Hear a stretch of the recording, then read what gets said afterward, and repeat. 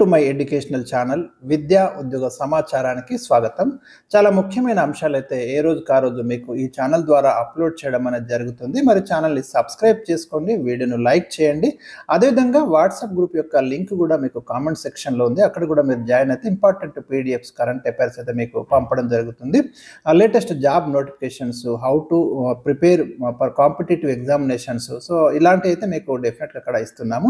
ఇవాళ మనం ఒకసారి ఈ విఆర్ఓ నోటిఫికేషన్ అంటే మనం ఇప్పుడు కొత్తగా పేరైతే గ్రామ పాలనాధికారి అని చెప్తున్నారు. జీపీఓ అని ఒక కొత్త పేరైతే మనకు గవర్నమెంట్ తీసుకొచ్చింది, తెలంగాణ గవర్నమెంట్. గతంలో ఉన్నటువంటి విఆర్ఓ వ్యవస్థను అంతకుముందు ఉన్న ప్రభుత్వం రద్దు చేయడము, తర్వాత దాన్ని తిరిగి పునరుద్ధరిస్తామని ఇప్పటి కాంగ్రెస్ ప్రభుత్వం హామీ ఇవ్వడము, దాన్ని అమలులో భాగంగా రీసెంట్గా చాలా కీలక నిర్ణయం ఏం తీసుకుంది అంటే 10,954 పోస్టులను మనకు విఆర్ఓ పోస్టులు లేదా గ్రామ పాలనాధికారి పోస్టులను శాంక్షన్ చేస్తూ మనకు అడ్మినిస్ట్రేటివ్ ఆర్డర్ అనేది ఇవ్వడం ఇక్కడ జరిగింది. సో ఈ 10,954 పోస్టులు ఖాళీలు అని మనకి న్యూస్ పేపర్స్లో కావచ్చు, అన్ని దినపత్రికల్లో వస్తుంది. కాకపోతే ఇక్కడ మనకి దాదాపు 6,000కు పైన పోస్టులు అయితే మనకు గతంలో పనిచేసినటువంటి విఆర్ఓలు విఆర్ఏలకు ఇచ్చే అవకాశాలు అయితే మనకు కనిపిస్తున్నాయి. గవర్నమెంట్ ఉత్తర్వుల ప్రకారము వాళ్ళకు కూడా ఒక టెస్ట్ కండక్ట్ చేసి ఆ టెస్ట్లో ఎవరైతే ప్రతిభ చూపిస్తారో వాళ్ళని మాత్రమే తీసుకుంటామని ప్రభుత్వం చెప్తుంది. ఎలాంటి టెస్ట్ లేకుండా ఎవరైతే ఆప్షన్ ఇచ్చుకున్నారో వాళ్ళందరినీ తిరిగి తీసుకోవాలని వీళ్ళు డిమాండ్ చేస్తున్నారు. ఈ రెండింటి మధ్య ఇంకా అసలు డిసిజన్ అనేది గవర్నమెంట్ నుంచి ఫైనల్గా ఏదైనా క్లారిటీ వస్తే తప్ప మనం ఇప్పుడే ఏం చెప్పలేము. ఇది ఒక్క పాయింట్. రెండోది ఏంటంటే ఈ 10,954 వేకెన్సీస్లో 6,000 పోస్టులు కనుక వెళ్ళిపోతే మిగతా పోస్టులు ఏవైతే ఉన్నాయో దాదాపు ఒక 5,000 చేంజ్ పోస్టులు అయితే మనకు వస్తాయి.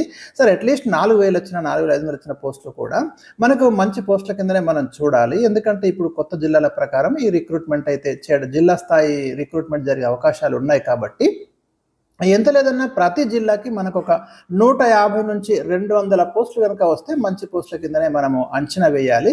కాబట్టి మరి దీనికి సంబంధించి ఈ డైరెక్ట్ రిక్రూట్మెంట్ కోటా కింద వచ్చినటువంటి పోస్టులకి మరి ప్రిపరేషన్ అనేది ఎలా చేయాలి? ఎందుకంటే నోటిఫికేషన్ వచ్చిన తర్వాతనే మనం ప్రిపరేషన్ చేద్దామంటే టైం ఉండకపోవచ్చు.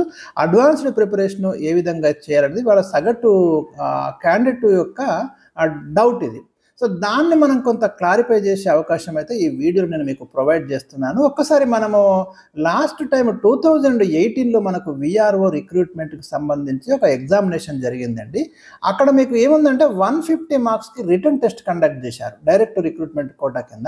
ఈ 150 మార్కులకు సంబంధించి సిలబస్ ఏముంది అంటే అక్కడ జనరల్ నాలెడ్జ్ మరియు సెక్రటేరియట్ ఎబిలిటీస్ అన్నాడు. అంటే గ్రూప్ 4లో ఉన్నటువంటి సిలబస్ను గతంలో విఆర్ఓకు తీసుకురావడం అనేది జరిగింది.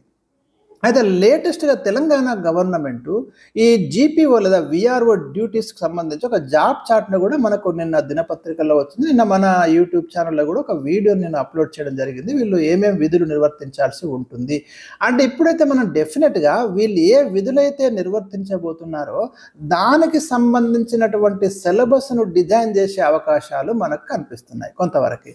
కాబట్టి ఇప్పుడు మనం అంటే ఈ వీడియో నేను మీకు ఏం చెప్పదలుచుకున్నా అంటే 2018లో ఎలాంటి సిలబస్ ఉంది, ఈ సిలబస్ నుంచి మనకు కొన్ని అంశాలు అయితే కవర్ అయ్యే అవకాశాలు ఉన్నాయి. ఎందుకంటే ఎప్పుడైనా ఒక రిక్రూట్మెంట్ చేస్తున్నప్పుడు ఆ రిక్రూట్మెంట్ ఏజెన్సీ ఏం చేస్తుంది అంటే సంబంధిత ఉద్యోగాలకు గతంలో జరిగినటువంటి ఎగ్జామినేషన్ ఎట్లా ఉంది, గతంలో తీసుకున్నటువంటి సిలబస్ ఎట్లా ఉంది, దాన్ని మార్చడమా లేదా యాజ్ టీజ్గా దాన్ని ఉంచడమా అనేది ఒక ఫస్ట్ స్టెప్ అయితే తీసుకుంటుంది ఏ గవర్నమెంట్ అయినా ఏ రిక్రూట్మెంట్ ఏజెన్సీ అయినా.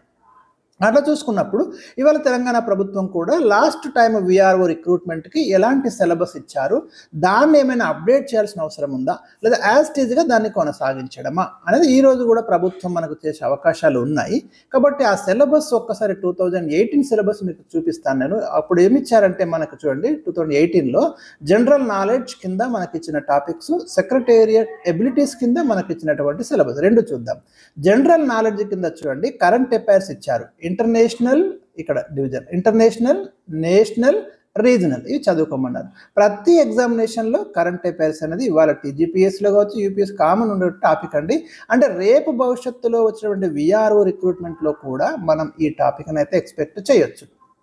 ఎందుకు ఎక్స్పెక్ట్ చేయొచ్చు అంటే రేపు గ్రామ పాలనాధికారిగా నియామకమైనటువంటి వ్యక్తి ఇవాళ తన చుట్టూ ఏం జరుగుతుంది, ఎలాంటి స్కీమ్స్ వస్తున్నాయి, ఎలాంటి పరిణామాలు సంభవిస్తున్నాయి అనే దానికి మీద ఐడియా ఉండాలంటే ఈ టాపిక్ పెట్టే అవకాశాలు మనము ఎక్స్పెక్ట్ చేయొచ్చు ఉంటుంది. కాబట్టి మీరు కరెంట్ అఫైర్స్ అయితే ప్రిపేర్ కండి. రెండోది ఏంటంటే ఈ కరెంట్ అఫైర్స్ అనేది ఈ ఒక్క విఆర్ఓ ఎగ్జామ్ కాదండి, అన్ని ఎగ్జామ్స్కు మామూలుగా ఉండే టాపిక్. కాబట్టి ఇది దీనివల్ల మీకు నష్టం అయితే జరగదు. నెంబర్ 1. రెండోది జనరల్ సైన్స్ అనండి. లాస్ట్ టైం విఆర్ఓ రిక్రూట్మెంట్లో కూడా జనరల్ సైన్స్ ఉంది. ఇవాళ కూడా ప్రతి ఎగ్జామినేషన్లో జనరల్ సైన్స్ ఉంది. రాబోయే విఆర్ఓ దాంట్లో జనరల్ సైన్స్ ఉంటుందా ఉండదా అంటే ఉండొచ్చు. ఎందుకంటే జనరల్ నాలెడ్జ్, జనరల్ స్టడీస్ లేకుండా విఆర్ఓ పేపర్ ఉంటుంది అని నేను కూడా అనుకోవడం లేదు. ఎందుకంటే గ్రూప్ 1 ఆఫీసర్కే జిఎస్ పెట్టినప్పుడు విఆర్ఓకి ఎందుకు జిఎస్ పెట్టారు? జనరల్ స్టడీస్ డెఫినెట్గా ఉంటుంది దాంట్లో. కాకపోతే మీకు రెవెన్యూ సంబంధిత అంశాలు, భూములు, భూ సర్వేలు, భూభారతి, భూ సంస్కరణలు, ల్యాండ్ ఇష్యూస్, భూముల రకాలు, వీటి మీద మాత్రం స్పెషల్గా ఫోకస్ అయ్యే అవకాశం ఉంది. ఒక సపరేట్ పేపరు దానికి పెట్టడమా లేక ఇందులోనే సపరేట్ విభాగంగా దాన్ని పెట్టడమా అనేది గవర్నమెంట్ మాత్రం కొంచెం సీరియస్గానే ఆలోచించే అవకాశాలు అయితే మనకు కనిపిస్తున్నాయి. కాబట్టి ఇక్కడ మీరు జనరల్ సైన్స్ కూడా చదవండి. ఇది మీ అన్ని కాంపిటేటివ్ ఎగ్జామ్స్ కామన్గా ఉండే టాపిక్. కాబట్టి ఇక్కడ విఆర్ఓ కూడా రేపు జీపీఓ ఎగ్జామ్ కూడా ఇది యూజ్ అవుతుంది. ఇక థర్డ్ టాపిక్ ఏమి ఇచ్చిందంటే మనకి జాగ్రఫీ ఇచ్చిందండి. Geography and economy of India and Telangana అన్నాడు. మీకు గ్రూప్ 2లో కూడా ఉంది, చాలా డెప్త్గా ఉంది. ఇక్కడ బేసిక్ స్థాయిలో మనకు జాగ్రఫీ అనేది చదవాల్సి ఉంటుంది. ఇండియా జాగ్రఫీ మాత్రమే చదవమన్నాడు, తెలంగాణ జాగ్రఫీ మాత్రమే చదవమన్నాడు. రెండింటిని మాత్రం రేపు విఆర్ఓలో కూడా మనం ఎక్స్పెక్ట్ చేయొచ్చు. ఎందుకంటే జాగ్రఫీలో మీరు క్రాప్స్ కానివ్వండి, మినరల్స్ కానివ్వండి, ల్యాండ్స్ రకాలు, నేలల రకాలు కానివ్వండి, ఇవన్నీ మళ్ళీ జీపీఓకు విఆర్ఓకు లింక్ అయి ఉన్నటువంటి టాపికే మనము కనెక్ట్ చేయొచ్చు ఎక్కడొక దగ్గర. కాబట్టి ఈ టాపిక్ కూడా మనం చదవడం బెటరే. Question number 4. ఇక ఇండియన్ కాన్స్టిట్యూషన్ నుంచి మనకి లాస్ట్ టైం సిలబస్లో ఉంది Indian political system, government, panchayati raj and rural development. ఇక్కడ మీరు గమనించండి, ఈ సిలబస్ను rural development, panchayati raj system డెఫినెట్గా మనకు విఆర్ఓలో పెట్టడమే సముచితం అండి. ప్రభుత్వం కూడా ఆ దిశగా ఆలోచన చేస్తుంది డెఫినెట్గా. ఎందుకు అంటే బేసిక్ లెవెల్లో రూరల్ డెవలప్మెంట్కి సంబంధించి జీపీఓ చాలా కీలకమైనటువంటి విధులను నిర్వర్తించాల్సిన ఆవశ్యకత ఉంది. కాబట్టి గ్రామీణాభివృద్ధి పథకాలు, వాటి యొక్క ఇంప్లిమెంటేషన్ ఏజెన్సీస్ కావచ్చు, వాటిని అమలు చేయడంలో ఉన్నటువంటి హార్డిల్స్ కావచ్చు, ఇవన్నీ కూడా డెఫినెట్గా చదవాల్సిన అవసరం ఉంది. కాబట్టి ఈ 4th టాపిక్ మీద కూడా రేపు గవర్నమెంట్ తీసుకునే అవకాశాలు మనకు కనిపిస్తున్నాయి. మోరోవర్ ఏంటంటే సేమ్ అన్ని ఎగ్జామ్స్లో ఇది కామన్ టాపికే. సో ఇది కూడా చదివితే మన నష్టం అయితే ఏమి లేదు. Question number 5. Modern Indian history లేకుండా ఇవాళ జిఎస్ పేపర్ అయితే ఏ ఎగ్జామ్లో కూడా మనకు లేదండి. ఇండియన్ హిస్టరీలో మీరు మోడర్న్ ఇండియన్ హిస్టరీ మీద ఫోకస్ చేయండి. ఇండియన్ ఆర్ట్ అండ్ కల్చర్ మీద కూడా ఫోకస్ చేయండి. కొన్ని క్వశ్చన్స్ అయితే రావచ్చు. సో ఇది కూడా మీరు చదవండి, వేస్ట్ అయితే కాదు ఇది. అంటే రేపు జీపీఓ ఎగ్జామ్లో లేకపోయినప్పటికీ కూడా మిగతా ఎగ్జామ్స్లో పనికి వస్తుంది. ఇప్పుడు అంతా కూడా మనకు ఆ ఇంటిగ్రేటెడ్ ప్రిపరేషన్. మీరు జీపీఓ రాసే వాళ్ళంతా గ్రూప్స్ ప్రిపరేషన్లో ఉంటారు, జీపీఓ రాసే వాళ్ళంతా వేరే అదర్ ఎగ్జామ్స్ ప్రిపరేషన్లో ఆటోమేటిక్గా ఉంటారు. కాబట్టి ఈ టాపిక్స్ అన్నీ మీకు అక్కడ ఆల్మోస్ట్ ఆల్ యూజ్ అవుతాయి. క్వశ్చన్ నెంబర్ ఇక్కడ area number 6. Last time history of Telangana ఇచ్చిండు, తెలంగాణ మూమెంట్ ఉంది. ఇప్పుడు కూడా మనకు హిస్టరీ ఆఫ్ తెలంగాణ ఉండే అవకాశాలు ఉన్నాయి. తెలంగాణ చరిత్ర, తెలంగాణ మూమెంట్ నుంచి కూడా మనం క్వశ్చన్స్ అయితే ఎక్స్పెక్ట్ చేయొచ్చు. ఇక క్వశ్చన్ నెంబర్ ఏరియా నెంబర్ 7 చూడండి. Society, culture, heritage, arts, literature of Telangana. ఇది సేమ్ టాపిక్ అన్ని టీజీపీఎస్సీ ఎగ్జామ్స్లో అన్నింటిలో ఈ సిలబస్ ఉంది.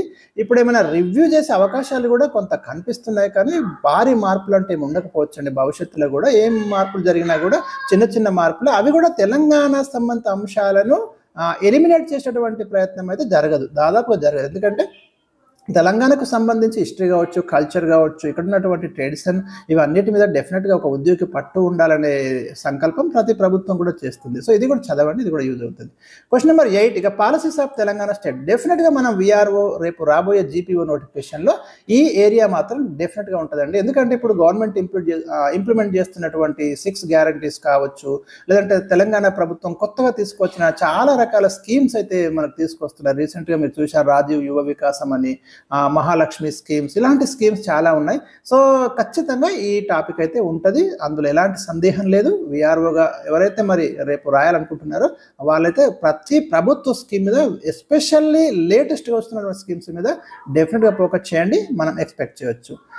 9th వన్ వచ్చేసి మనకు ethics, sensitivity to gender and weaker sections, social awareness, బలహీన వర్గాలు, తర్వాత సామాజిక అవగాహన, సమాజం పట్ల అవేర్నెస్, నైతిక విలువలు ఇలాంటి కొన్ని టాపిక్స్ గతంలో కూడా విఆర్ఓ ఎగ్జామ్లో ఇచ్చారు. జెండర్ ఇష్యూస్ కావచ్చు, లింగ సమానత్వము, వీటి మీద ఇప్పుడు కూడా ఇది కూడా రిలేటెడ్ టు జీపీఓ సిలబస్. ఎందుకు అంటే జీపీఓ యొక్క జాబ్ చార్ట్లో కూడా ఇలాంటి వాటి మీద కూడా ఫోకస్ చేయాల్సి ఉంటుంది. బాల్య వివాహాలు కావచ్చు, కుల వివక్ష కావచ్చు, అలాంటి వాటి మీద అవేర్నెస్ తీసుకురావాల్సినటువంటి బాధ్యత కూడా రేపు జీపీఓ మీద ఉంటుంది. కాబట్టి డెఫినెట్గా విలేజ్లో ఏం జరుగుతుందో ప్రతిదీ కూడా ఒక రిపోర్ట్ అనేది జీపీఓ ద్వారానే గవర్నమెంట్ తీసుకునే అవకాశాలు ఉన్నాయి. కాబట్టి ఇది కూడా మనం ఎక్స్పెక్ట్ చేయవచ్చు. ఈ ఏరియాలో కూడా మీరు టచ్ చేయండి. ఇక సెక్రటేరియట్ ఎబిలిటీస్ అనేది ఉంటుందా, రేపు విఆర్ఓలో ఉండదు. ఎందుకంటే 2018లో మాత్రము ఈ సిలబస్ ఉంది మనకి. మరి అక్కడ ఏమిచ్చంటే బేసిక్ ఇంగ్లీషు ఇక్కడ కూడా ఎక్స్పెక్ట్ చేయొచ్చు, మెంటల్ ఎబిలిటీ ఎక్స్పెక్ట్ చేయొచ్చు. ఎందుకంటే ఇక్కడ ఎందుకు ఎక్స్పెక్ట్ చేయొచ్చు అంటే ఈ ల్యాండ్ సర్వే కావచ్చు, భూమి కొలతలు కావచ్చు, భూ సర్వేలు కీలకమైనటువంటి విధులుగా రేపు విఆర్ఓ దగ్గర ఉండేటటువంటి అవకాశాలు ఉన్నాయి. కాబట్టి ఆయనకి ఆ భూ కొలతల మీద, భూ సంబంధిత అంశాల మీద కొంత లాజికల్ నాలెడ్జ్ అవసరమని ప్రభుత్వం డెఫినెట్గా భావించే అవకాశాలు ఉన్నాయి. అందుకని ఇది ప్రిపేర్ కానీ, ఇది ప్రిపేర్ అయితే నష్టం కూడా ఏం లేండి. అన్ని ఎగ్జామ్స్లో మళ్ళీ ఇది కామన్గా ఉన్నటువంటి సిలబస్ కాబట్టి ఇది మీకు అన్నిటికీ పనికొచ్చేటువంటి సిలబస్. కాబట్టి ఈ న్యూమరికల్ ఎబిలిటీస్ కూడా పెట్టే అవకాశాలు ఉన్నాయి. ఎందుకంటే ఒక విఆర్ఓకి లేదా జీపీఓకి ఇవాళ కొంత మ్యాథమెటిక్స్ నాలెడ్జ్ అనేది అవసరమని ప్రభుత్వం భావిస్తున్నది, ఆల్రెడీ క్లియర్గా చెప్తున్నది. ల్యాండ్ సర్వే మీద, ల్యాండ్ కొలతల మీద, మెజర్మెంట్స్ మీద ఖచ్చితంగా ఐడియా ఉండాలని చెప్తుంది. కాబట్టి ఇది మనం ఎక్స్పెక్ట్ చేయొచ్చు. అర్థమెటికల్ ఎబిలిటీస్ అంటే ఫండమెంటల్ మ్యాథమెటిక్స్ 8th క్లాస్ వరకు అయితే ఒకసారి మీరు చూస్తూ ఉండండి. మీకు పోనీ ఇక్కడ లేకపోయినా కూడా సిలబస్లో రేపు భవిష్యత్తులో వేరే ఎగ్జామ్స్కి అయితే ఇది డెఫినెట్గా యూజ్ అవుతుంది. సో ఇది మనకి లాస్ట్ టైం అటువంటి సిలబస్. మరి 2025లో ఇంకా అడిషనల్గా ఏం ఎక్స్పెక్ట్ చేయొచ్చు అంటే మనము రెవెన్యూ సంబంధిత అంశాలన్నీ కూడా మీకు వీడియోలో చెప్పిన రెవెన్యూకి సంబంధించి ప్రతిదీ కూడా కలెక్ట్ చేయండి. ఇప్పటి నుంచి మీకు ఇక్కడ సిస్టమ్ అంటే గ్రామ స్థాయిలో రెవెన్యూ వ్యవస్థ, మండల స్థాయిలో కావచ్చు, జిల్లా స్థాయిలో కావచ్చు, ల్యాండ్ రీఫార్మ్స్ మీద చదవండి. తెలంగాణ భూభారతి ధరణి స్థానంలో మనకి తెలంగాణ గవర్నమెంట్ ఇప్పుడు కొత్తగా ఈ స్కీమ్ తీసుకొస్తుంది. దీని గురించి డీటెయిల్గా చదవండి. మాన్యువల్ మొత్తం మన గవర్నమెంట్ ఆల్రెడీ ఇచ్చేసింది, భూభారతిలో ఉన్నటువంటి గైడ్లైన్స్ అన్ని ఇచ్చేసింది. కాబట్టి అందులో డెఫినెట్గా మనం మ్యాక్సిమం క్వశ్చన్స్ ఎక్స్పెక్ట్ చేయొచ్చు. అలాంటి మెటీరియల్ అయితే కలెక్ట్ చేయండి, నేను కూడా ఇస్తాను. ఇక తెలంగాణ వెల్ఫేర్ స్కీమ్స్ ఇందాక నేను చెప్పిన ఖచ్చితంగా రేపు మనకు ఎక్స్పెక్టెడ్ టాపిక్ అండి ఇది. ఆ కులగణన రీసెంట్గా మనకైతే తెలంగాణ గవర్నమెంట్ మనకి కులగణన చేసింది. సో దానికి సంబంధించి మరి ఏ క్యాస్ట్లు ఎంతెంత పర్సెంటేజ్ ఉన్నారు, మొత్తం ఫ్యామిలీస్ ఎన్ని, అదొక పెద్ద సబ్జెక్ట్ అయితే మీకు లభించింది. సో అక్కడ కూడా మీకు అడుగుతారు.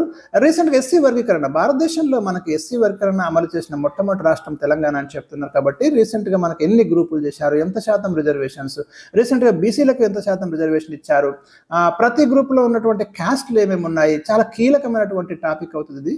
ఎందుకంటే వీళ్ళు క్యాస్ట్ ఇన్కమ్ సర్టిఫికేట్స్ని ఇష్యూ చేయాల్సిన బాధ్యత ఇక్కడ విఆర్ఓ మీద ఉంది, జీపీఓ మీద ఉంది. కాబట్టి ఆయనకి కంప్లీట్ ఐడియా ఉండాల్సిందే.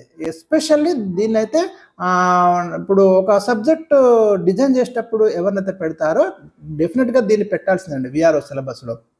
ఎందుకంటే క్యాస్ట్ సర్టిఫికేట్ ఇవ్వాల్సింది వాళ్ళే. కాబట్టి వాళ్ళ కంప్లీట్ సిస్టమ్ మీద అవగాహన ఉండాలి. ఎవరు ఏ కేటగిరీకి వస్తున్నారు, ఎంత శాతం రిజర్వేషన్ ఉంది, ఇవన్నీ చాలా ఇష్యూస్ ఉంటాయి. ఓబీసీ విషయంలో కావచ్చు, ఓబీసీ రిజర్వేషన్ల విషయంలో కావచ్చు, ఇక్కడ బీసీ రిజర్వేషన్ల విషయంలో కావచ్చు, పరిపూర్ణమైన అవగాహన ఉండాల్సిన అవసరం ఉంది. కాబట్టి ఇక్కడ ఉండే అవకాశాలు ఉన్నాయి. ఇంకా ల్యాండ్ సర్వే సంబంధిత అంశాలు ఉంటాయి. ఇంకా జనరల్ స్టడీస్ అయితే కామన్ చెప్పిన కరెంట్ అఫైర్స్ ఉండే అవకాశాలు ఉన్నాయి. సో ఇది అయితే మనం ఎక్స్పెక్ట్ చేయాల్సినటువంటి సిలబస్ అండి. ఈ ఏరియాస్ అయితే మీరు ఒక్కసారి ఇప్పుడు స్టార్ట్ చేయండి ప్రిపరేషను.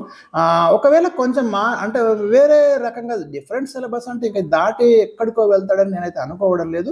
వెళ్ళినా కూడా కొంత వేరియేషన్ మాత్రమే మనకు కనిపించే అవకాశాలు ఉన్నాయి. అలాంటి తర్వాత అప్డేట్స్ ఏమొచ్చినా కూడా మీకు తప్పకుండా ఇస్తాను.